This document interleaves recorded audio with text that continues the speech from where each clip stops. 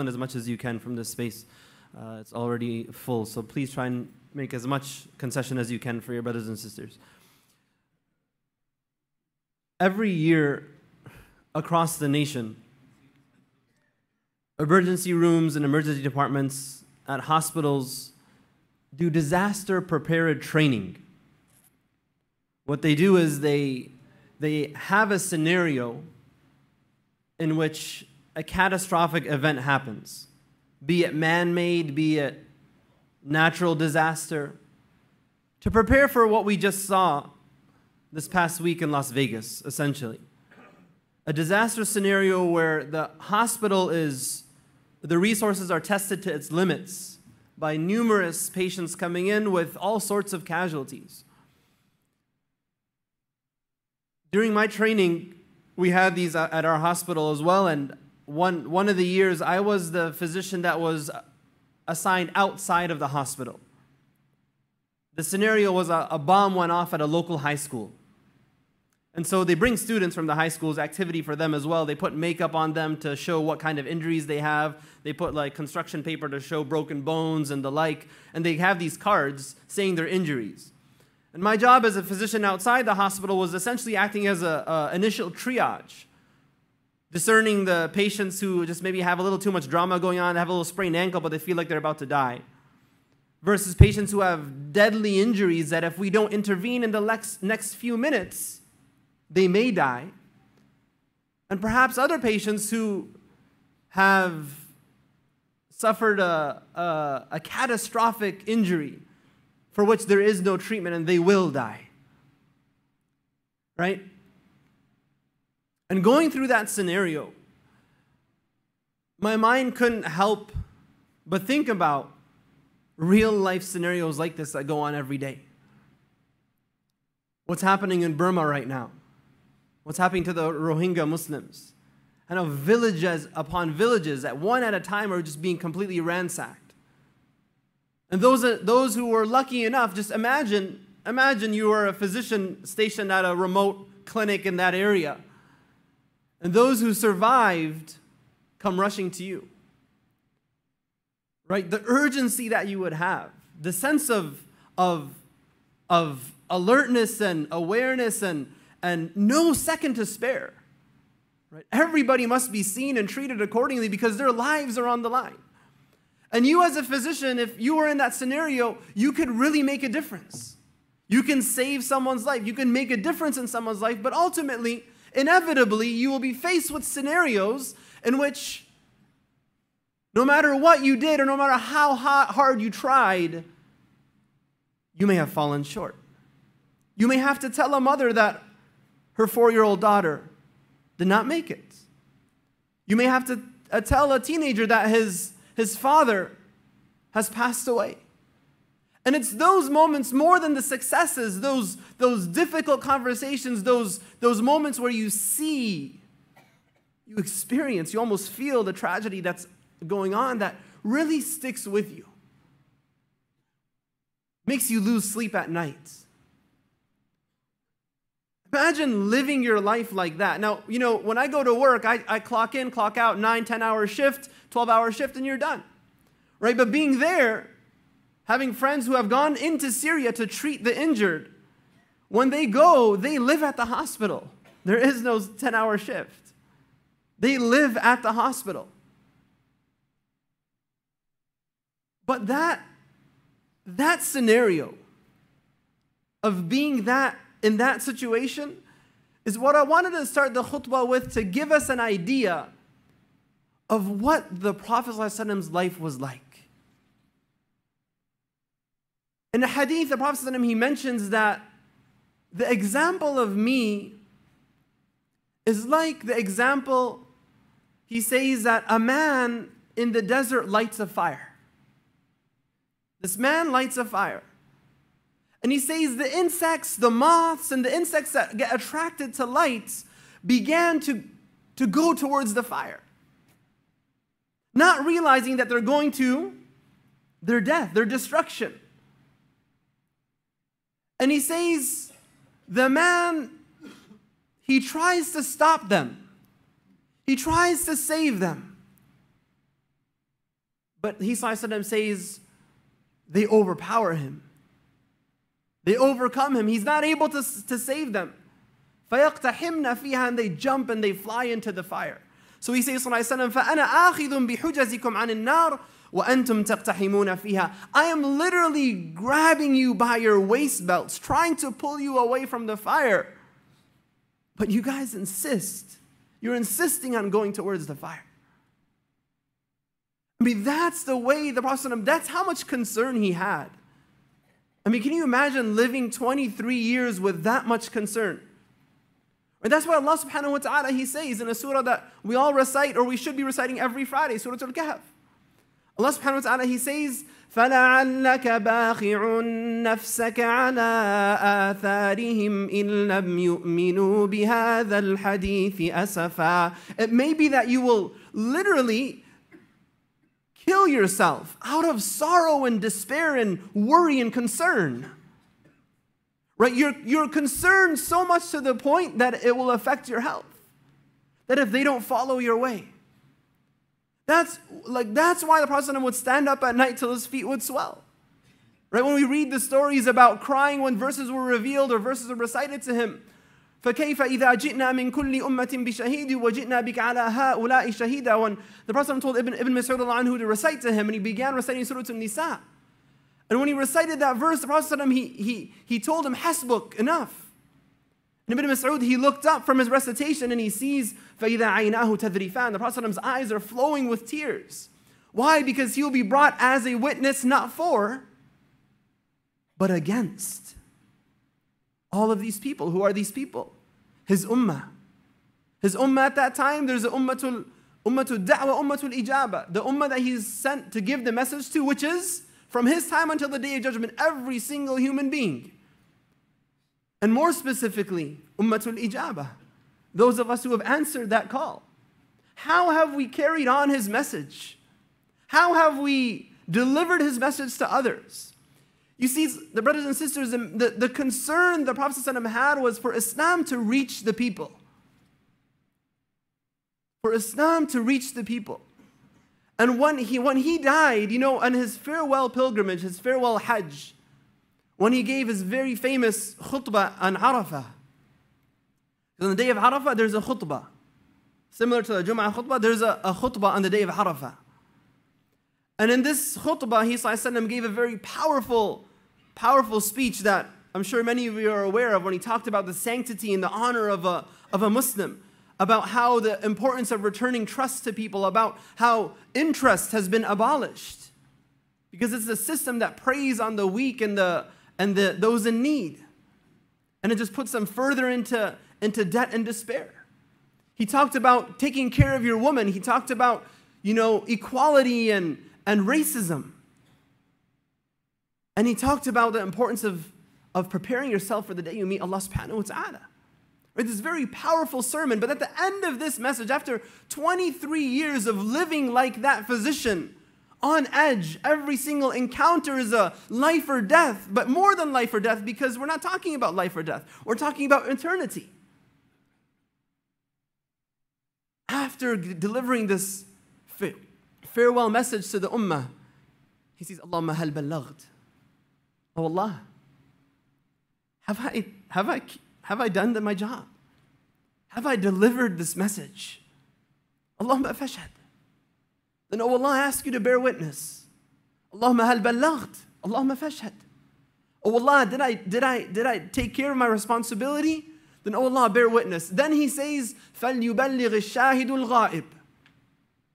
Now it is upon all of you, the over 100,000 believers that were there, that you have to carry on this message. That's why Umar al-Khattab anhu, he says, نَحْنُ رُسُلُ رَسُولِ اللَّهِ صلى الله عليه وسلم. We are the messengers of the messenger sallallahu alaihi wasallam.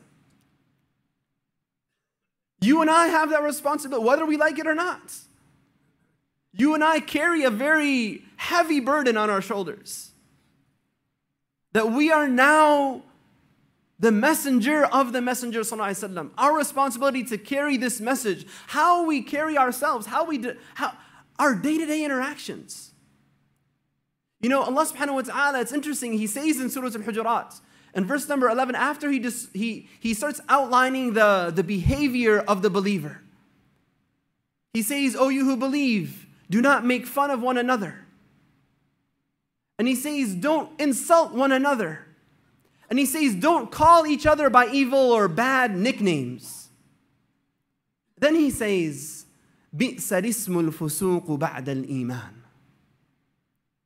Wicked is it, how evil is it, to after you become a believer, after you are known as a Muslim, after you are someone who has embraced the faith and said, "Ashhadu an la ilaha illallah wa ashhadu Muhammadan Rasulullah," after that to be known as a fasiq. It's not befitting. It's just, it doesn't, the two don't jive together. You have this responsibility now as a believer that you live an upright, moral, ethical life. A life for Allah subhanahu wa ta'ala in line with what Allah has revealed, and you live by that day and night. Right? When Maryam alayhi salam, right, the greatest woman, Allah subhanahu wa ta'ala says that Allah chose her above all the rest of the women. When the pains of childbirth drove her to the trunk of a tree, you know what she said? She said something very interesting. She said, "Ya laytani mittu qabla hadha, wa kuntu nasiyan mansiya." I wish I would have died before this moment. And a bit it's just forgotten. Which is interesting. Why? Because we know that we are not to wish for death. It's not from our religion that we wish for death. Yet we have the greatest woman, alayhi salam, saying, "I wish I would have died before this moment." The Mufassirin, they comment about this and they say, why did she make this statement? And what they say is because of what she represented. She was the epitome of chastity and nobility and righteousness. She was the example for everyone else of religiosity. And she understood that. And she was concerned to the point that if the people see me with a child and I'm an unmarried woman with a child, her concern was they would not just blame her, but blame who? Blame the religion. Cast aspirations on the religious figures and upon the religion itself. And that caused her so much concern to the point that she wished for death. So you and I, brothers and sisters, we have a responsibility that if we want to carry on the message of the Prophet ﷺ, that we have to live it. We have to walk it every single day. There are no days off. We have to, in our character, in our interactions, not just in the masjid, when we're seeing and we come and we're ready for salah, but how are you with your wife at home, with your husband at home? How are you with your colleagues or your co-workers at work, or your employees at work, or your children, or your parents? Once they're old and perhaps dementia is setting in, how do you behave with them? How do you interact with them? Right? The Prophet ﷺ himself was concerned for how he interacted with people. Right? One time in the evening, it was after, it was dark outside. He was walking with one of his wives, Safiya bint Huyay radiyallahu anha. And so a couple Sahabi were walking by and they saw the Messenger of Allah ﷺ walking, and they saw him with a woman. They couldn't make out who it is. And of course, the wives of the Prophet ﷺ would wear full niqab. They couldn't make out who it is, but they kind of saw that and they just turned away and they start walking away. If you're on campus sometimes and maybe you see a brother with a sister or a sister with a brother and they're not related, and sometimes you'll go advise them, sometimes you're like, I'm just going to turn a blind eye and walk away. That's kind of what they felt. They just turned a blind eye and start walking away. And the Prophet, he said, "Hey, ala rislikuma, hey, chill out, come here." He says, "Innaha Safiya bint Huyay." This is my wife. Don't think anything that I'm walking with some woman or hanging out with some woman. This is my wife. And they said, "Ya Rasulullah, you're the Messenger of Allah sallallahu alaihi wasallam. How would we think something like this of you?" And he says, "No, but shaitan runs through your veins, through your body, just like the blood runs through your veins." Meaning the Prophet himself was so concerned. Right? The Sahaba, they felt that. And they are our examples. They felt that level of responsibility that, we took on this amana, we took on this trust, and we're going to do the best we can to live by it till our last moment. After the Prophet died, a few months after the Hajj al-Wada', he passed away, sallallahu alaihi wasallam. And then we know a lot of people left the religion, the murtaddeen. And when they did so, there were different people who rose to power, and one of them was Musaylama al-Kadhdhab, the false prophet Musaylama. And the Sahaba had a huge battle with him. And the battle known as the Battle of Yamama. And in this battle, many of the Sahaba, actually in the beginning, the Muslims were losing the battle. Even under the leadership of Khalid ibn Walid anhu, undefeated in his military commandership. But they were losing this battle. And subhanAllah, what happened? Abu Hudayfa anhu, he stands up, he kind of gets up on like an elevated area on a rock or something like this, and he starts calling out, Ya ashab Surah al-Baqarah. Ya ashab Surah al-Baqarah. Ya Ahl al-Quran. He calls out to the people of Baqarah, meaning those who have memorized the Quran. And they form a battalion of Huffaz. Those who are people of the Quran, but not just people of the Quran by tongue, but they've internalized the Quran. And they literally changed the tide of the battle. The flag bearer on that day for the Muhajirun was Salim Mawla Abi Hudayfa. The man who stood up to make the call, his freed slave Salim. He was a Hafidh of Quran as well, but not just a Hafidh of Quran, but what we call a Hamilul Quran. Not just a memorizer of the Quran, but a carrier of the Quran. And when they looked to him, they were like, this is getting serious. Are you ready? And he says, Bi'sa hamilul Qur'ani ana in utitum min qibali. He says, what a terrible carrier of the Quran I will be if you are approached from my side.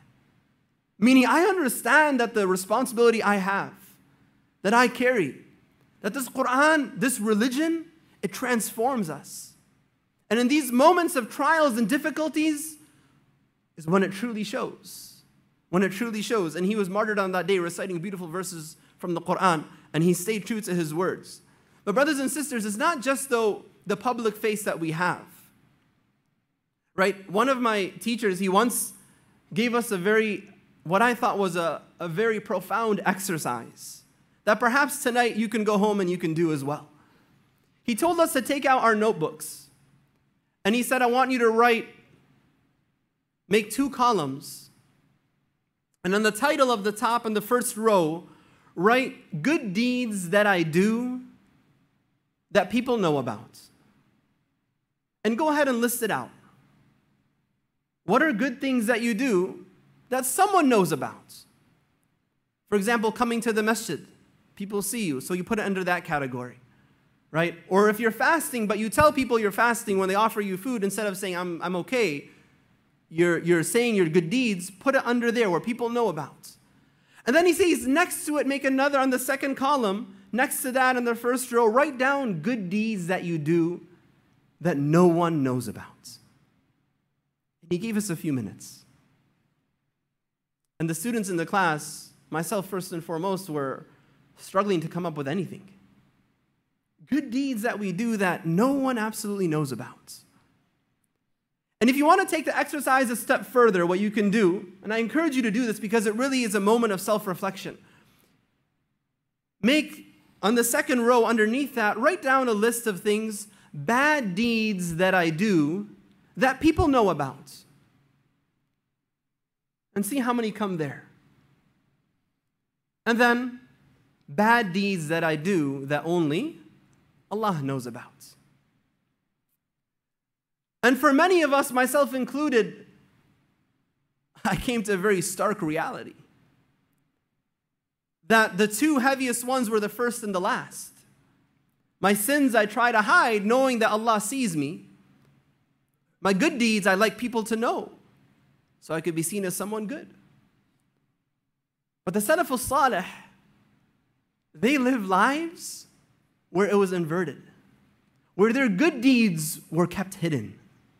So when you get to know someone, when you get to know one of the Sahaba, the more you know them, the more you spend time with them, the more you realize how amazing of a person this is.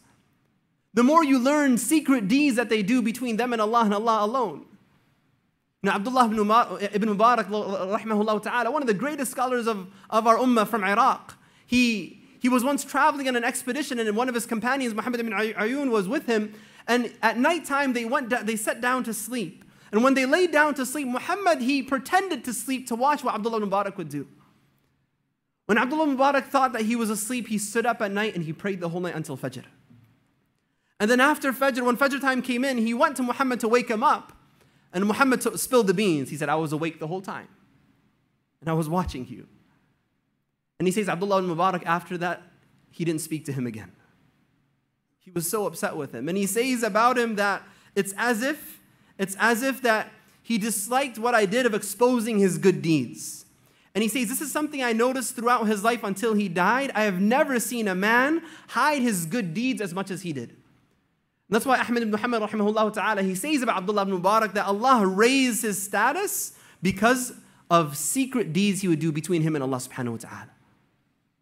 So brothers and sisters, we carry this responsibility of carrying the message of Islam, but more so than how we act publicly, it has to be a concerted effort in our minds that we have to rectify our private lives. That's why when Allah subhanahu wa ta'ala, He says, إِنَّ اللَّهَ يَأْمُرُ بِالْعَدْلِ وَالْإِحْسَانِ وَإِيتَاءِ ذِي الْقُرْبَى وَيَنْهَى عَنِ الْفَحْشَاءِ وَالْمُنكَرِ وَالْبَغْيِ. When Allah says, Allah commands you to adl and ihsan. Allah commands you, ordains that you have what?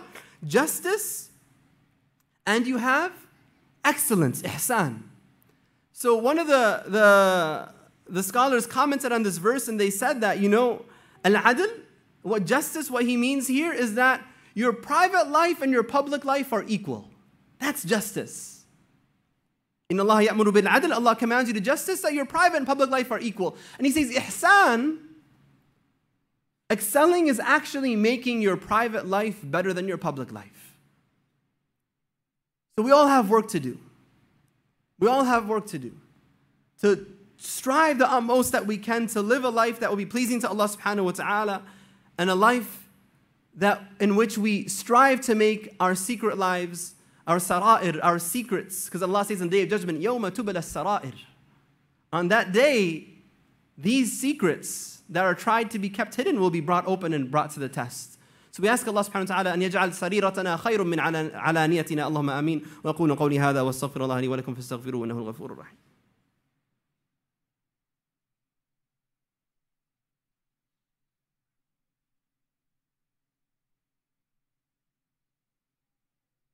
بسم الله الرحمن الرحيم الحمد لله رب العالمين والصلاة والسلام على خاتم النبيين وإمام المرسلين حبيبنا محمد وعلى آله وصحبه أجمعين. In conclusion, brothers and sisters, I wanted to just share with you just a statement that I found very powerful. And again, an opportunity for self-reflection. Ahlul Ilm, they say that if you want to know what your life will be like in the grave, when it's dark and you're alone and no one is there. Right? When I went to Hajj a few years ago, well, my first time I went to Hajj a long time ago, I had a chance to attend a janazah and I went into one of the graves and lied down and closed my eyes. So imagine what it would be like. Right? The Salaf, they used to do this. They would actually have graves in their backyards dug and they would go and to remind themselves of akhirah. And the fear, the feeling of being alone and in a dark confined space. And imagine the scene of the angels coming. The scholars, they say, if you want to know what your life will be like on that day and those days, when you will be in the grave, which we'll all be facing soon, they say then, look at how you are in private. Look how you are behind closed doors. And that will give you an idea.